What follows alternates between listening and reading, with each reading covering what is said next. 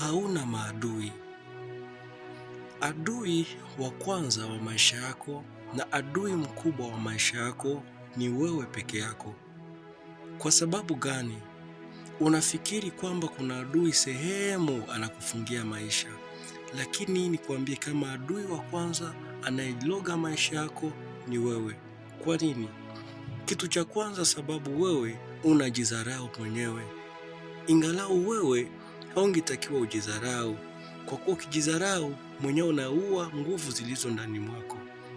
Kama mbegu ya hembe inajidharau, haitatoa matunda ya hembe. Lakini wewe unajidharau na kusema, maadui wananiteta, wananisema. Leo nakwambia, tengeneza maadui kila sehemu. Kuwa na maadui kila fasi, maadui ambao unawadhani wanakusaidia kujua nguvu yako.